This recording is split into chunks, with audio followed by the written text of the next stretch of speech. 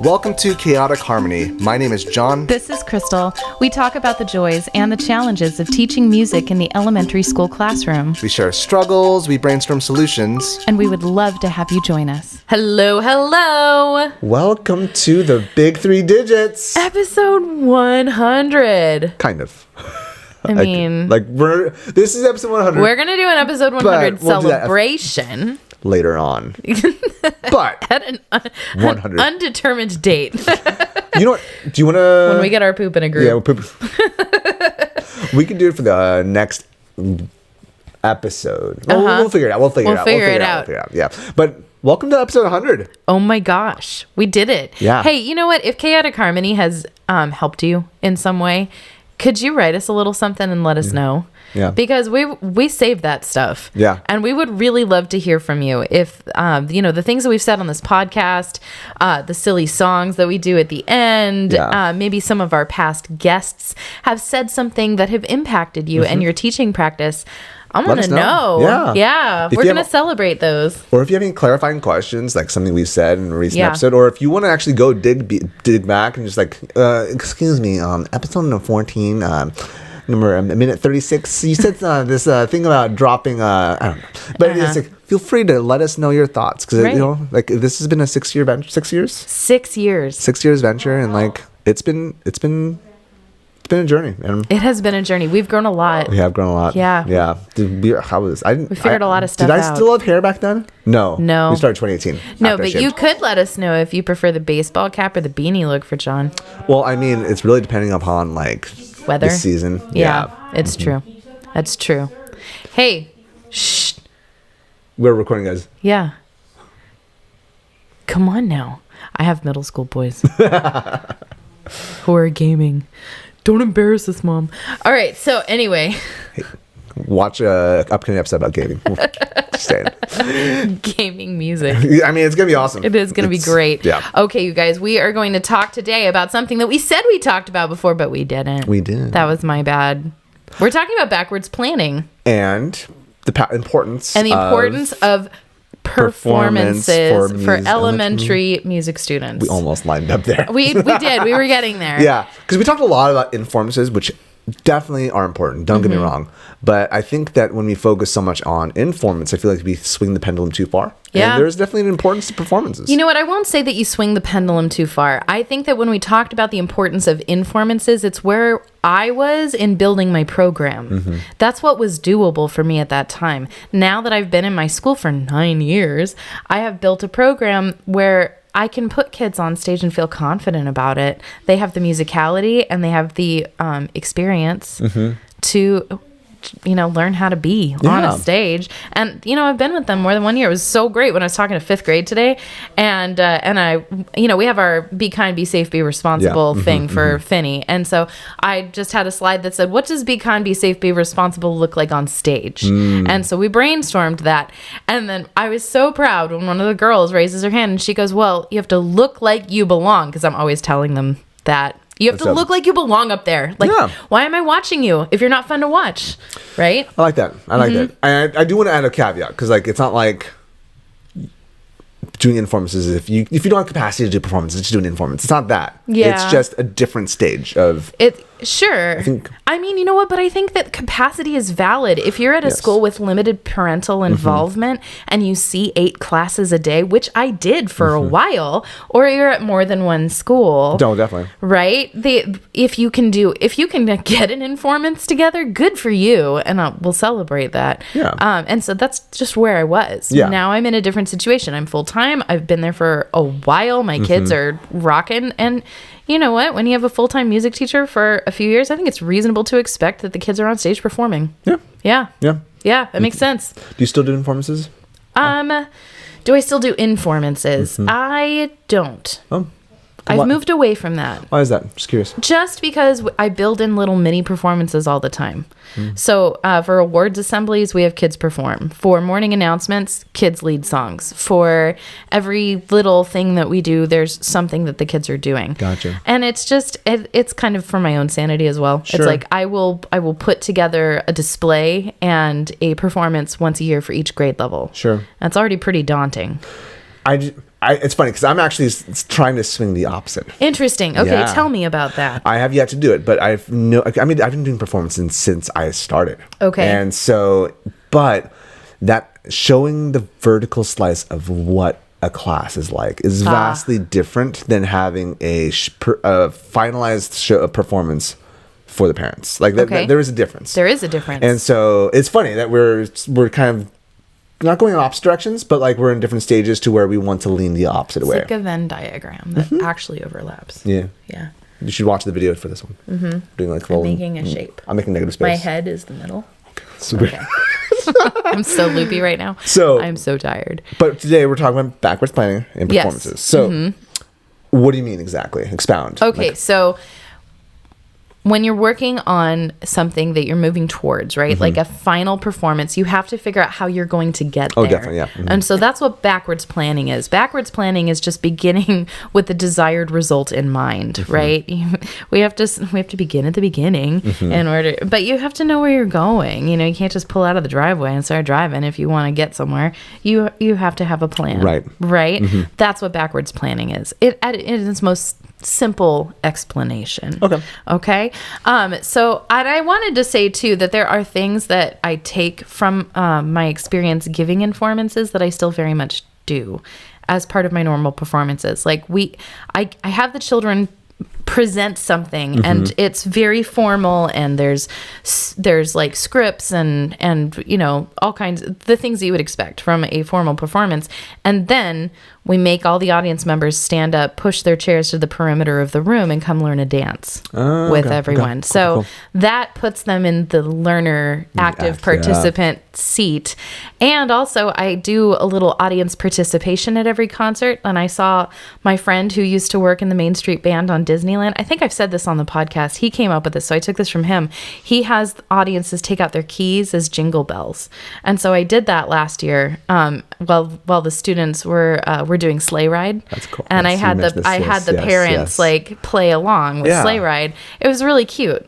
Yeah. So, and I have had them sing Ostinati sometimes as well. So I'll give them a simple line, kind of like what you were saying you might want to do. Right. With like having the parents participate in the round, right. Not the whole piece, but just like just a part segment. Of it. Yeah. And okay. You're also talking about like that one part of All I Need by Switchfoot, having them echo back the melismatic O's. Yeah. There you go. There we go. Melismatic O's. Dibs on band name. It's a dorky band name. Shoot. Melismatic O's. That's funny. I like that. You said something that really caught my eye, though, or my ear. Maybe my eye as well. That's dangerous. You had the students, the parents participate with the keys. Yes. On Sleigh Ride. Yeah.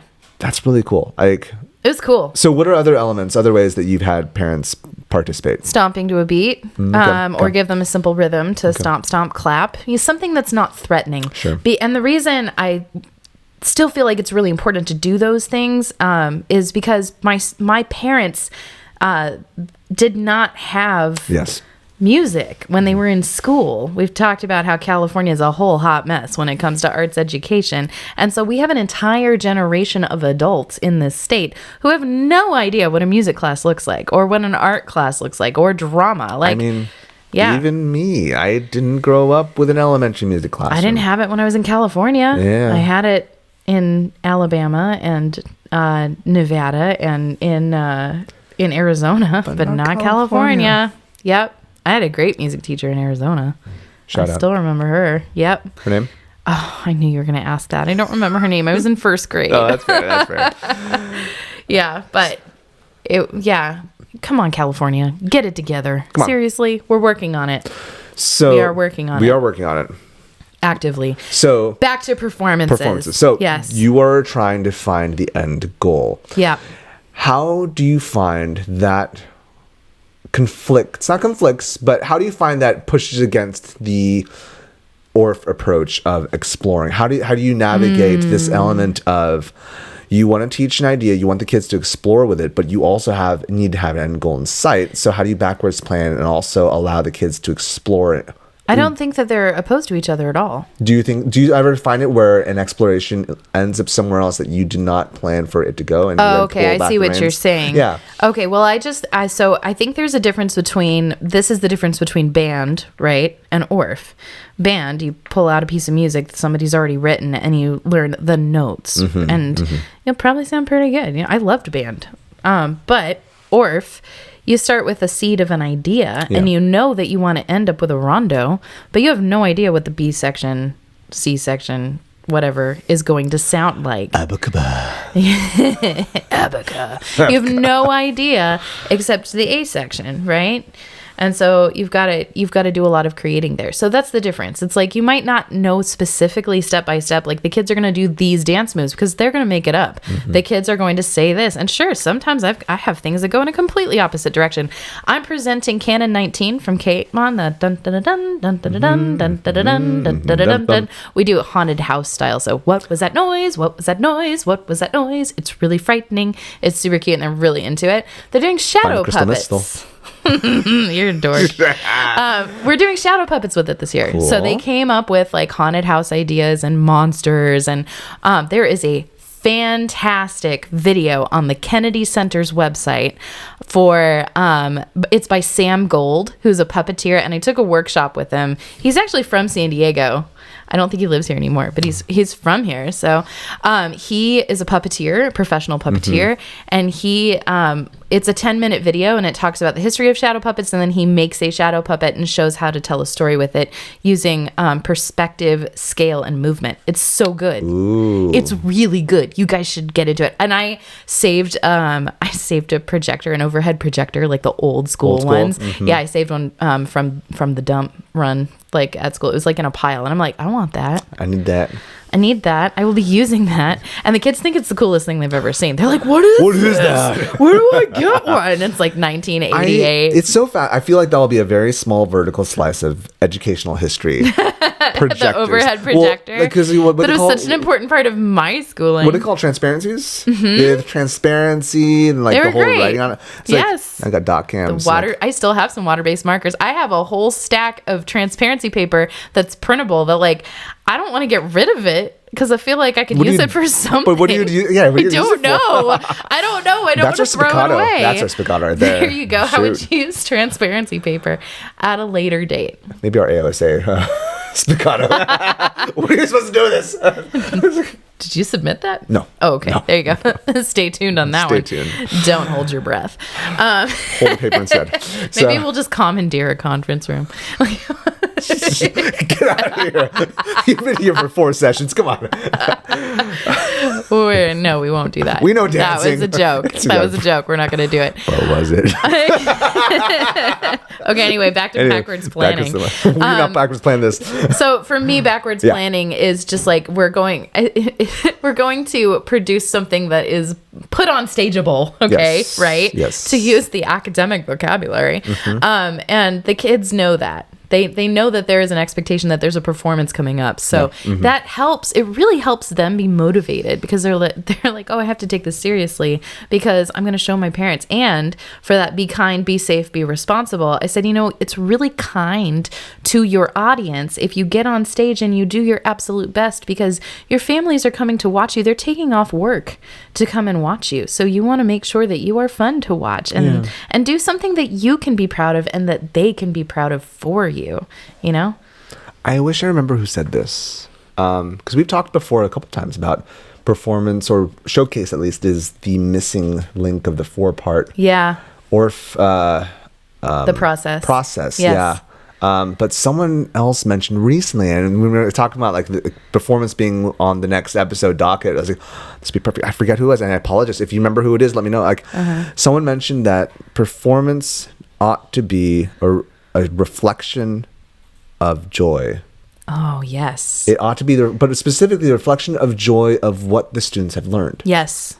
I love that. And I wish I remember who said it. We're going to dig it up. Yeah, we're going to dig it up. Yeah. We'll put it in the show notes. But like, because like we want the kids, it shouldn't just be a labor of like, oh, Mr. Seligman wanted us to sing the song. Let's sing the song. Right. You don't want that. It's No. it's supposed to be a showcase, not just that there's skill. And I think that's the thing. People often think that performances should be showcasing what they've learned over the years. They've learned about eighth notes. They learn about singing do to do and playing do, whatever. And that's important, but it should also be a showcase of the joy of what they've learned. Yes, absolutely. I tell my students all the time that I really take pride in my ensembles being fun to watch on stage. And I hear it after every concert. That was fun to watch. I mean, I'm it's always true. looking for that quote. Yes. Each time you brought your Orff group to the Vapa Festival, Chula's Vapa Festival, it's like, that was very engaging. Thank you. Yeah. Yes. Yeah. And I tell them, like, you're putting on a show. This isn't just you concentrating. You don't want to look grouchy because you have a concentrated face. And I'm so bad about that. Like, how do you when I prod play them? instruments, I show them like, this is what I'm seeing, and then I'll put on that face, right? And then so I just did it in 5th grade today, and they were there's a song that we're working on that ends with a hey and then hands up, and and they were being like really hey, like really lame about it, and I was like, you guys, why would a family member come and want to see that on stage when you have no enthusiasm? You're not selling it. And I was like, how does this look? And this little girl's like, that's super cringy. I'm like, yes, I agree. That's super cringy. Do you want them to internally cringe and have secondhand cringe? At this point, we might as well just dab with I was like, it's not Sigma. It's not demure. Just embrace it.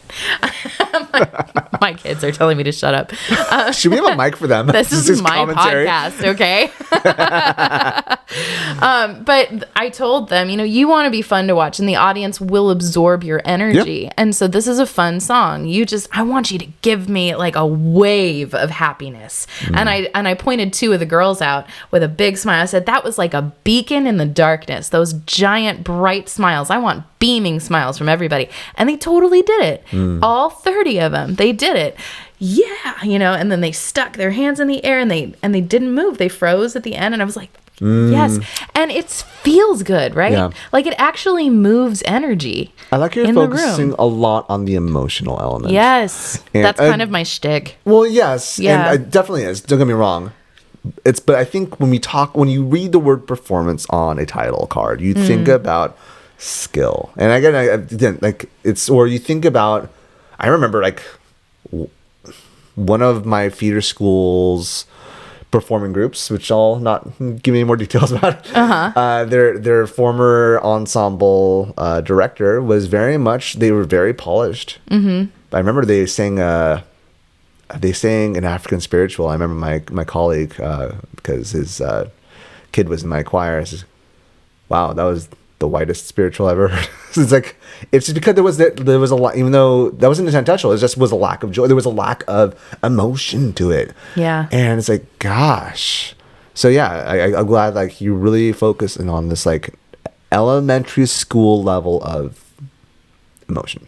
Yeah. Yeah. Yeah. Well, they're kids. They should have fun. They should present like kids. They should. And they need to go up on stage and they need to be themselves, I use Sister Act 2 as my teaching guide, honestly. Like, we're going to go out there on stage. We're going to go out there looking like us. And they take off the choir robes. Like, who are we trying to imitate? We're just going to be our quirky selves, Imitate Skibidi Toilet.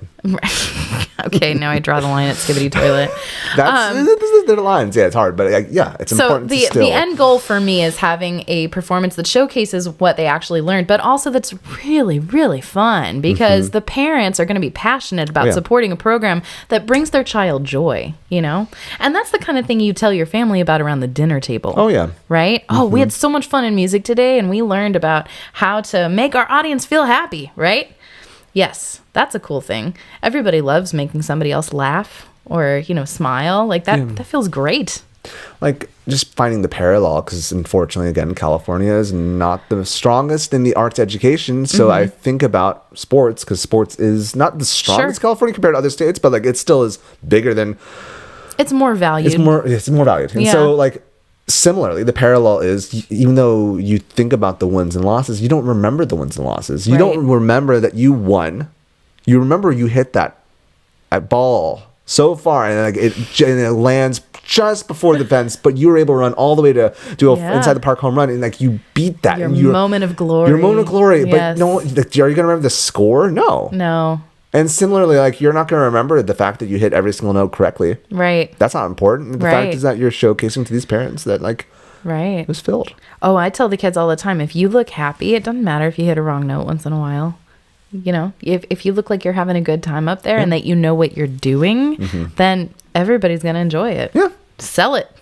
The parents don't have scores they're following. No. Jason, that's measure 42. What are you doing there? It was a C sharp, not a C. So to come back to backwards planning, I pulled a quote from the Music Play blog that I really liked. When you begin with the end in mind, your lesson plans and activities will naturally guide your students toward being prepared for their final performance. Basically, when you're backwards planning, you know, I want to go here. And then your lesson planning falls into place really nicely because it's like, well, I know it's going to take 2 class periods for them to learn all the lyrics to this song. It's going to take 3 for them to learn the movement. And then it's going to take another class period to really refine it and get the phrasing correct, and maybe another one to pick solos, and then we got to practice putting it on stage for at least 2 class periods. So you're looking at 6 class periods, right, to teach one song. And so that plans out your quarter really fast. It actually saves me a ton of time when I go in wondering like, okay, so I've got this Orff piece, right, like my little drum song, the shaker song that I talked about in the last episode. We've been working on that now for 6 weeks. The first couple of weeks we just sang the song, and actually we just chanted the lyrics with a drum. Okay. And so that was a little hand drum activity. Did it for a couple minutes and we're done. Now they know all the words. Then we add the lyrics. Then we had a little class discussion about the grown-ups that we find inspiring. Then we put the grown-ups' names in. Then what does that person, emulate, or what do they exude that you want to emulate? And I use those words with kids. Exude. I like using big words with kids. I want to build their vocabularies. Definitely. And I write them on the board. And so like when I say like exude, exude is a good word, I'll write it on the board and, define it. Gotcha. And then I'll tell them if I catch you using that word later this week, I'll give you a sticker. They're really into it. It's super fun. Cool. Yeah. Anyway, so that's your roadmap though. It really guides your instruction. And I'm a firm believer that your performances need to be a direct reflection of what actually happens in your classroom. I'm not going to put together a special musical for 5th grade. I don't have time for that. Gotcha. Right? Yeah. We're not going to deviate from like the standards that we need to hit because I'm supposed to have a winter show. So I need to come up with something about Frosty the Snowman or whatever.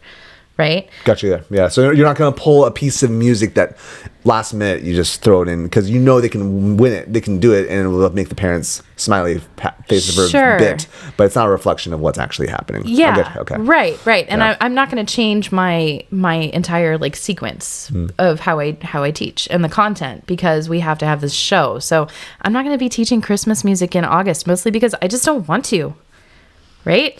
But then again, Sleigh Ride was written in the summer. So yeah, I know, but I don't want to hear it in the summer. Yeah, man. Those who like listening to Christmas music 24/7, it's like, the weirdos, come on. Dude, it was something. There is a time and a place. You can come at me on that one. And this is Stop anymore.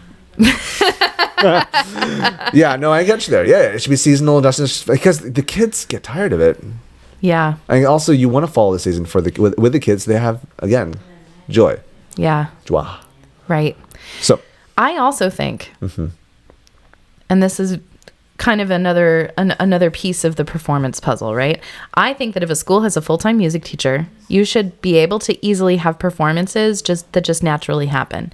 My students always know at least 1 new song a month, and they can go on stage and sing that one little song a month at any time. And I start with something simple on the xylophone so that there's always a xylophone piece ready to go. My littles have a movement piece, or they can play egg shakers to a steady beat, or sticks and follow along. We can have a little performance for principal coffee chats or whatever, anytime, like I said, our awards assemblies. Yeah. I think that's a reasonable expectation. And it's also built-in advocacy for your program when that is important.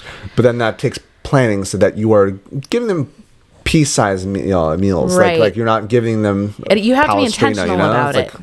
that the idea that I would need to have kids perform at things was really overwhelming to me when I was first hired in this district. And Lauren Shelton told us the best way to get advocacy is to make sure that at every single school event there is a performance. I was like, oh my gosh, that's a massive expectation, you know? But it's doable if your expectation is smaller. If your expectation is smaller and if your process is well sequenced, right? Yeah. Yeah. Like my kids probably have a repertoire of 50 songs at this point, from about 3rd to 6th grade, where they could pull those songs out and sing them with a fair amount of confidence whenever they needed to, because we sing all the same songs as a school community. Right. And that's important. I like your approach also, like not everyone does it, but having all the kids do the same literature. Right. Yeah, that's something that's really cool. Like it builds culture. It builds culture, and you shared it, and it definitely stuck with me. Then also when I was filming, like doing Sasha's session that I mentioned last episode. Yeah. I as I was reading her script as she was typing. It was she was sharing the importance of that, and just like of like making sure that the siblings are talking to each other and like they're sharing each other. And I was like, they play the clapping games with each other. They sing the songs with each other. Yeah. That's cool. Yeah, it is. It's powerful. So yeah, one of my little kids was telling me that she played a music class game with her family. Like she got them to play Charlie Over the Ocean with her, which I thought was so cute. Yeah. For me, like, good job, for Mom a and while, Dad. I was doing it more so like when an older sibling was hearing a younger sibling sing a song, I was like, oh, I remember that song. And I think there is some power in that as well. But I definitely just see the value of doing the same thing together. And then also, as you mentioned, you then have a repertoire of like 20,000 songs by 6th grade. Yeah, 20, exactly. Right, exactly. It's really important, I will say this, that you know your students' comfortable vocal range. I see a lot of teachers who try to use karaoke tracks or something in a key or teach a song in a key that's not comfortable for a child's voice. They're not going to sing out if it's not comfortable. If the song is a narrow enough range and it's in that comfort spot for their little voices, they'll be engaged, and they'll be able to focus more on the fun part instead of like getting self-conscious about it being too low, which is usually what it is when I see some teachers doing that. So yeah, make sure that it's in a comfortable singing range. Right. That matters. I recognize that we've talked about this since the beginning of time. I recognize the value of -1 tracks, but also it's the reason why I love just playing live with them, because like, this ain't working. Let's change it up. Sure. Like, unless you like can transpose on the fly on a -1 track, it's like you gotta know the kids' range. Otherwise, like once you hit play and they start singing, this isn't working. Well, I guess I'm kind of stuck here. But you don't want that. You don't want that. So I grew up singing solos in church to my tapes, my little performance track tapes, and we always seemed to go to, my dad took these little churches that didn't have a very big congregation, and so there's not a lot of musicians at those churches. Sure. And so it was my parents are both vocalists, and they each play a string instrument, but their comfort zone is really singing. Yeah. And so they had no qualms about it, and I thought it was kind of weird when I first started teaching that there were so many teachers that didn't like the idea of using performance tracks. I was like, what? Like, I can't afford a band. Like, I can play this track, and it's going to be a professional quality backtrack. It's going to be in the right key for my kids, and it's going to sound way better than if I, play on a guitar. But I mean, I can see both sides of it, because there is a different energy to live music. Oh yeah, and just feeding off of each other kind of thing. But also, are there really more? Do you say there's more people, at least in Chula Vista, that do -1 track as they do? I don't know about that. I've always felt like more people did the -1 tracks than. I mean, there's so many out there. There's like Music K-8 has so many of them, and and they're just one. That's just the one that popped into my head right now. But I've certainly bought my fair share of musicals over the years. Yeah, I'm a singer first and foremost, and I think that that's just my perspective. So, I think that it's important to make sure that you've always got something that the kids can do with confidence. And that might mean that what you put on stage is not the most difficult thing, but usually your parents don't know anyway, right? It's true.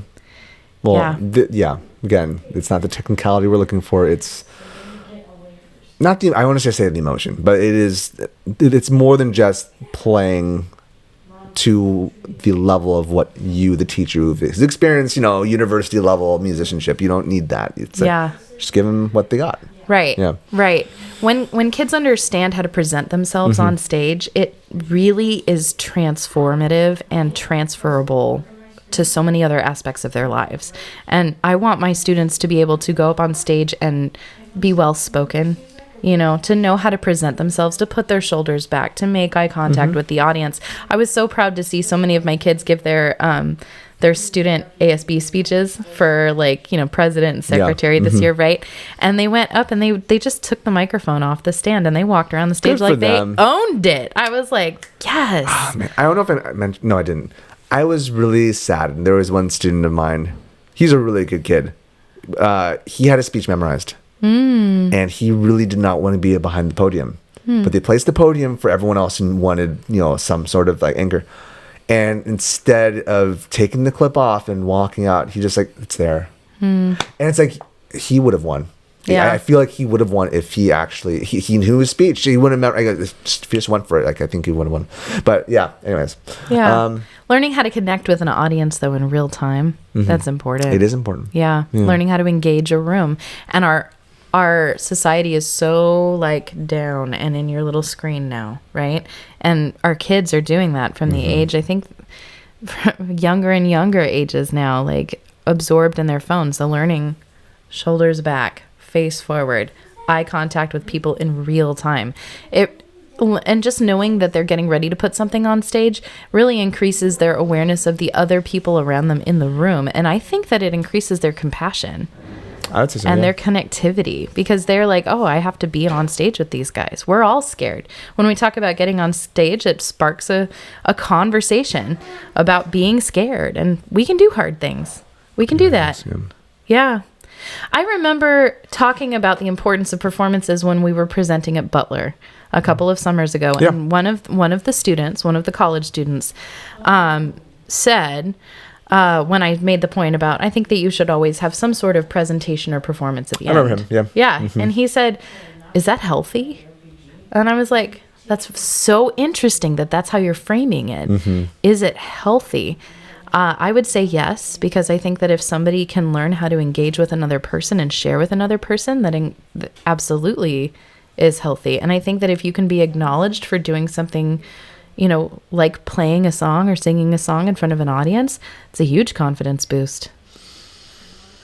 It's a confidence boost for yourself and also, as we mentioned, of course, for the program itself. But I'm trying to think what would be the opposite, or what would be the drawbacks? What would be the drawbacks of having performance? Yeah, I that's what I asked him. I asked him, what do you think the drawbacks would be? And he said that he talked about stage fright and crippling anxiety. Yeah. And we were so fresh off the pandemic. We were. It's 2 years after. Yeah, it was. 2020. It was real recent, and so I can see that, that first.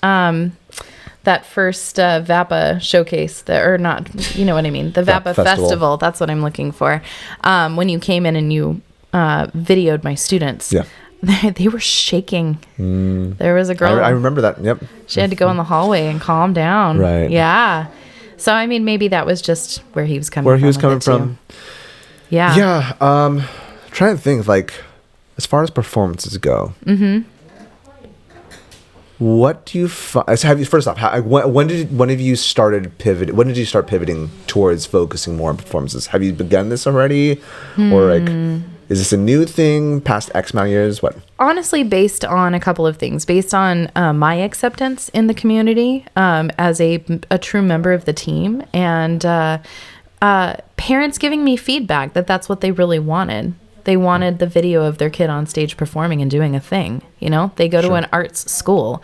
They vote as part of the school site council to fund the music and art program. They want to see the walls full of colorful pictures.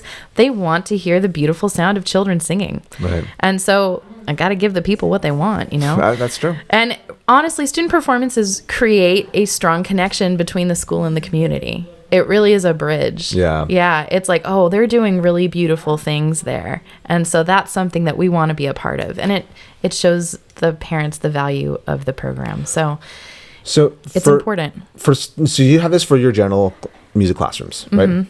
Do you have students that opt out? Do you like, is it required? Like, it's required, and it's during the school day. So I invite the parents. The way I assign jobs is the students choose. So I tell them, you have to pick something. You have to decide on each of these songs. Am I going to play a boomwhacker, do movement, control the shadow puppets, work on lighting, play a xylophone? Do I want to be a singer? And then I have extra signups too, like who's going to be an announcer for me, and then I'll write a script for them. And then something I added this year, I have more and more kids now who are taking music lessons outside of school. And so I've told them, cool. if you want to do a special performance, like play an ukulele or a guitar or play the piano for the audience, we would love to have that. So they're signing up for that as well. Have you ever had students that just don't show up? I feel like that happened earlier, but it's not as big of a thing Anymore. And I had a conversation with a child today who's really grown a lot. He gave me a real run for my money for a couple of years. And he said in front of the class, I think trying to be cool, well, what if I'm sick that day? And so later I pulled him aside and I said, hey, you know what? You're not going to be sick that day because you're not a coward. You're brave. You're going to get up there on that stage and you're going to do something that scares you. And it's going to make you feel really good and really proud. And your mom, and I know his mom, your mom is going to be so proud that you did something that scared you. And he goes, okay. You know? Yeah. Okay. Yeah. We can do hard things. We can do hard things, but we need to make sure that we have that connection with the students. Yes. And I have a really solid relationship with him. And so I would never say something like that to a child that I haven't known as well as I know this particular one. So I knew that language would be powerful for him and it wouldn't be an insult. I knew that he would take it as motivating, you know? So you have to know your students and you have to know their families and you have to know that's having a high quotient of emotional intelligence in your leadership role. And you got to work with the students. You do. It's not just knowing, but also being active in that. That's an active knowing. That's right. Well, and letting them know. I love that. I love that John F. Kennedy quote about when he's talking about going to the moon, right? Why? And they ask us, why go to the moon?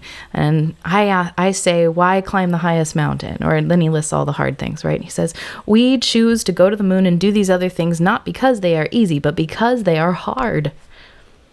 It's a good one.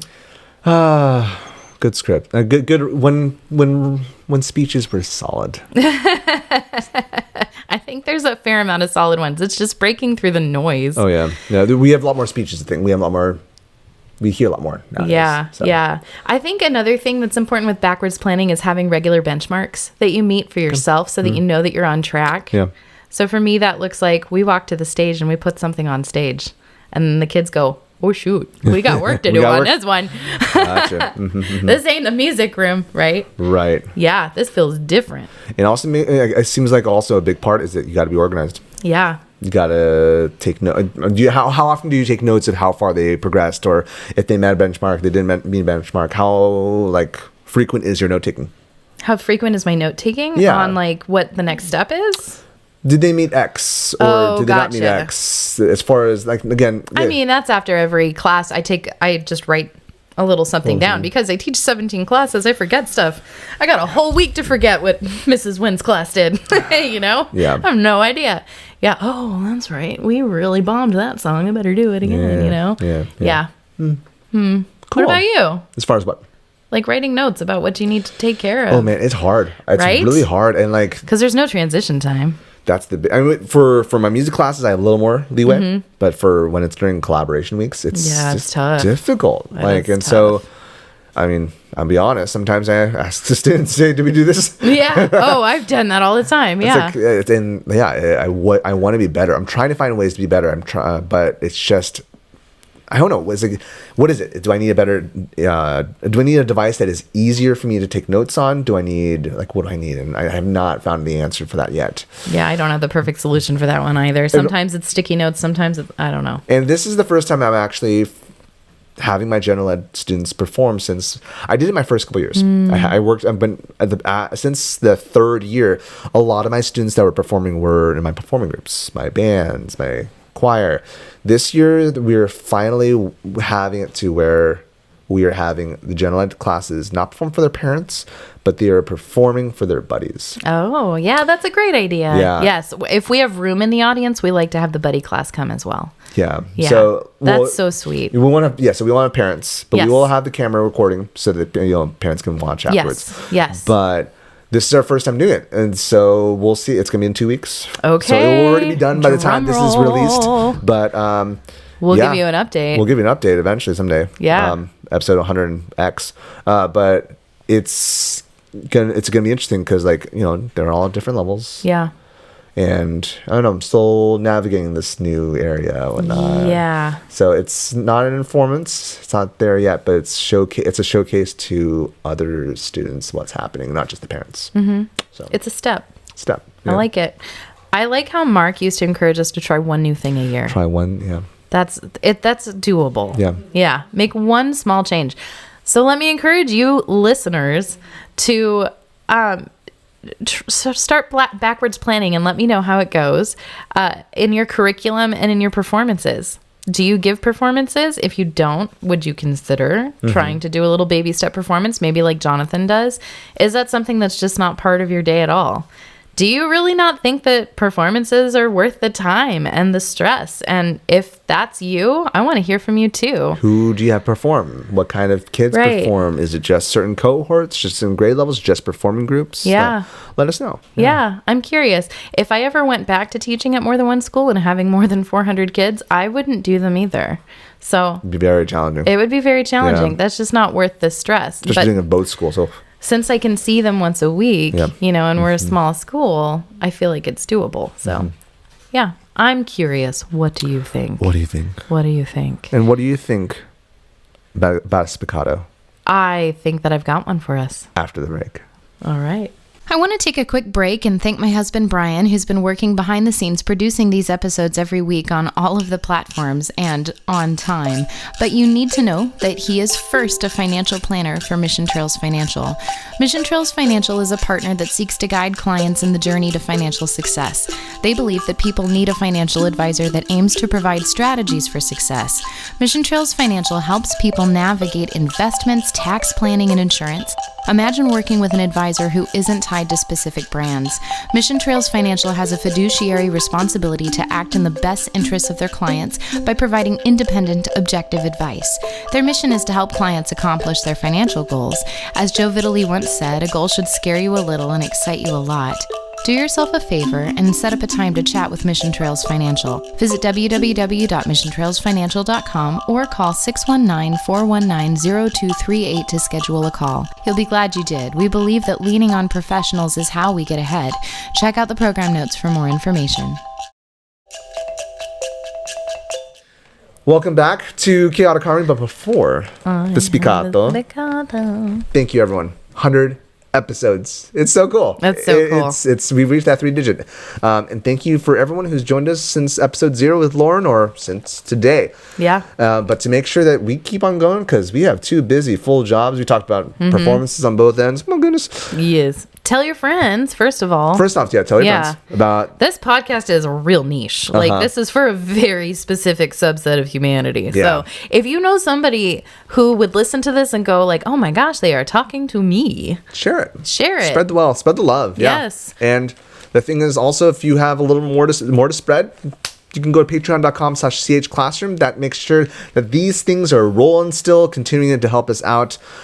We have merch there. We have also lesson ideas. We have some poster stuff. And feel free to also to let us know what you would want from a Patreon for us to add on to it. But if you can't spare us a buck, that's okay. This podcast is meant to be free and accessible to all. But it would not hurt you to hit that like on all of the stuff and leave us a review. 5 stars is the only number I know. So just saying. Yeah. Exactly. So do that Same. thing and go to youtube.com/@ch-class. Like and subscribe there. I have made Spiccato. Spiccato. It's wrapping paper. Wrapping paper. Wrapping paper. So what would you do with wrapping paper? Wrapping paper. I don't know why I'm saying it like that. Wrapping. Paper. Other than mummifying kids. I mean, seriously though. Were you ever part of that whole toilet paper mummy? Like some people like the whole toilet paper mummy wreck run. I mean, so I've done many bridal showers where you have to make like a wedding dress out of a roll of toilet paper. Oh, okay. And then you have a fashion show. It's a super fun game. Cute. Okay. Yeah. Were you like the A tier? Like what? Like how did you fare on that? I mean, it's usually timed, so they're not sure. exactly like. It's funny. Looking for the right crease. You usually spray a little water here. Mimosa or two as well. So I mean, they're supposed to be silly. It's a bridal shower. What would you do with wrapping paper? I feel like this would be wrapped around cardboard and doing something with it, or maybe like creating a die. My first thought is going towards grabbing cardboard, plastering it with different pieces of different approaches of wrapping paper. So different colors, different stuff. Okay. And then I don't know what you do with the die. Do a die, and then like what it lands on, you have to evoke what it's being shown. Maybe with like a piece of your body's moving to that shape. Like right now, if you're an audio listener, this is blue-green feather-ish kind of thing. So maybe with metallic accents. With metallic accents. It's just the first piece of wrapping paper I pulled out of the wrapping paper drawer. I don't know. How would you move to this? What would you make out of this? It feels very feathery, So you would just look at the patterns on the paper and then have the students come up with some sort of movement story to go with it. Either movement, or another thing you could do is soundscape. Oh, yep. So how would you evoke that? Ooh, a pile of feathers. What would that sound like? How would you make that? I would grab the sleigh bells, and I'm also using like if I had a sweater. Oh, I like that. So maybe having the or sandpaper scrapers. That's maybe it's a little more coarse, but that would work. True. Yeah. So again, just you placing it around a die or around like a cardboard, and then roll it, and then that's a fun creative process. Yeah. Or instead of die, just get in groups, give them each different kinds of paper. I think that's my approach. I have when I've changed my centers for second grade, I've wrapped them up and let them unwrap them. Ooh, they love that. That's fun. It's a present. What kid doesn't love tearing into wrapping paper? There's only one thing better than that. What's that? Bubble wrap. It's true. So the thing is, is it just me? Has bubble wrap become less? You need you some German bubble wrap. That's some good stuff. Okay. Those Studio 49 instruments come wrapped in some good bubble wrap. Okay. Yeah. It was really great when my 12-year-old was gaming and I put it on the floor behind him and then I jumped on it. He loved that. Didn't you, Parker? Huh? Okay, never mind. Bubble wrap. Bubble wrap. Bubble wrap. Bubble wrap. What would you do? Listener, what would you do with it? I mean, sound effects, obviously. Obviously sound effects, but I feel like it's, it could be. You could create wind and then movement, react to it. Or, I mean, we're now past it, but before fall break, grab the wrapping paper and just fan yourself because you're dying in a heat wave. Yes, that too. Because sometimes the air conditioning does not work. So, yeah. Okay, we have a round of the week. I have an idea, by the way. What is it? What would you? For maybe not a Patreon, but for maybe have a 1 month where people, instead of hearing Crystal's lovely voice sing "Round of the Week," having someone else do it. Their own interpretation. Do it. We will 100% drop that in. Give us your best operatic round of the week. Or just your interpretation. This doesn't mean operatic. Oh, okay. Round of the week. Maybe not that. I would so be okay with that. Or the spiccato too. Yeah, exactly. Yeah. Give us some bumpers. Yeah. We'll put something out there. We'll drop them in. We want you to be part of this. I like that. Yes, we do.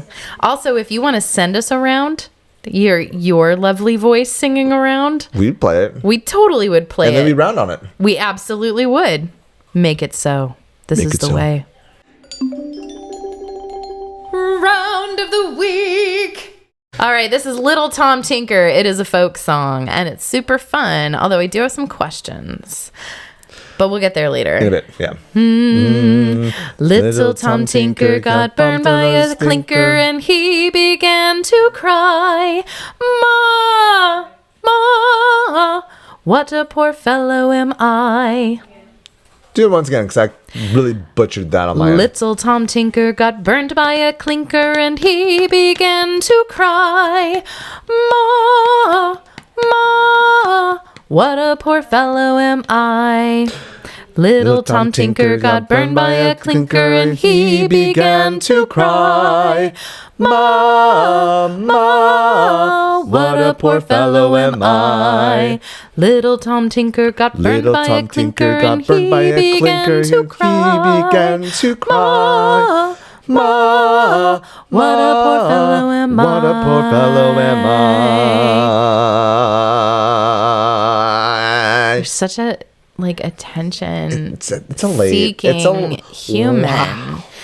What is a clinker and why does it burn him? That's what I want to know. Little Tom Tinker got burned by a clinker. Is that like a clinker? I don't know what a clinker is. I feel like just because it's Tom Tinker, I feel like this is like a. What was that? What is a clinker? I don't know what a clinker is. Okay, sometimes these sites you just put folk song. That does not help. It's really not helpful at all. What folk song? What culture? I don't know. I think maybe What is a tinker? I think maybe that's the problem. Well, a tinker, wouldn't that be somebody who makes stuff? Like an inventor. So they like to tinker with things. So anyway, if you know the answer to that, if you know what a clinker is, then tell me. Or if you just have a theory. I wonder if it's something that helps weld or helps smith. So it's already heated already. A piece of metal that's heated. It's possible. My thought. Okay. What's your interpretation? What's your theory? Think No one knows. full on Balderdash style, right? Yeah. Did you ever play Balderdash? No. Oh my gosh, it'd be so much fun. Okay, I challenge you. You challenge me to what? Challenge you to Balderdash. Okay. Bring your partner over. We'll have a game night. It'll be great. Okay. All right, you guys. Thanks for joining us. Thank you so You're the best. And thank you for being part of this 100th episode. But you don't keep your eyes out for the socials. And also let us know if there's a better way to interact with us other than socials so we can send you this cool stuff. Yeah. We really want to hear from you when we celebrate our 100th episode. Yes, we do. So maybe they can tell you. Where can they tell you? They can tell me if you reach out to me on socials at Mrs.Pridmore on Instagram. Mm-hmm. My website's crystalpridmore.com. And you can tell her what you really appreciate about Chaotic Harmony when we do celebrate. Or you can tell me at Mr. Seligman, Okay. MrSeligman on all the socials. Go to johnseligman.com. And then also you can tell us at CH Classroom. We're there on really just Instagram nowadays. Instagram and Facebook. It's true. So do that. And you can also email us at chaoticharmonyclassroom@gmail.com. Thank you so much for being a part of this. We love you all. Best. We love you. Take care. Bye. Bye. The Chaotic Harmony podcast is a joint project between Crystal Pridmore and Jonathan Seligman. You can find us online at chaoticharmonyclassroom.com. You can email us at chaoticharmonyclassroom@gmail and let us know what you think. Give us feedback about what you would like to hear in future episodes. We're on all the socials. Find us on facebook.com/chaoticharmonyclassroom. You can find us on Twitter at @CHClassroom, Instagram at Chaotic Harmony Classroom, and you can even find our episodes on YouTube. Chaotic Harmony is the name of our channel. Special thanks to Bryan Pridmore for his help with production and equipment. www.pridmoria.com.